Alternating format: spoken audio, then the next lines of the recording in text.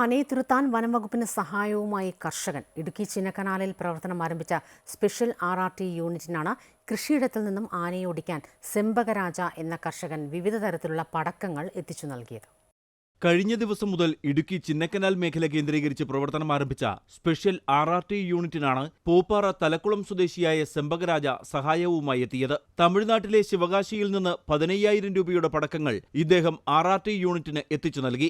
ആനയെ ഓടിക്കാൻ യാതൊരു ഉപകരണങ്ങളുമില്ലാതെ പ്രവർത്തിക്കുന്ന RRTയിലെ അംഗങ്ങളുടെ ജീവനും കൃഷിയിടങ്ങളും സംരക്ഷിക്കുന്നതിനു വേണ്ടിയാണ് വനം വകുപ്പിന് സഹായവുമായി വന്നതെന്ന് സെമ്പകരാജ പറഞ്ഞു. അതായത് നമ്മ വഴിക്ക് വர்றப்ப சின்ன விஷயங்கள் யானைகள்னால சிரமம் இருக்கிறதுனால வெடி வாங்கி கொடுத்தோம்னா அடுத்து கொண்டு போய் ஃபாரஸ்ட் பூமியில் கொண்டு போய் ஏற்றி விடும்.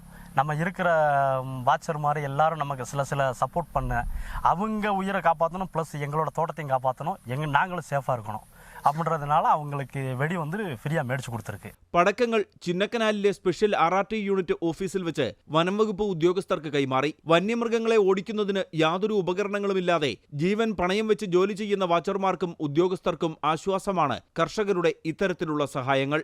അമൃത ന്യൂസ്, ഇടുക്കി.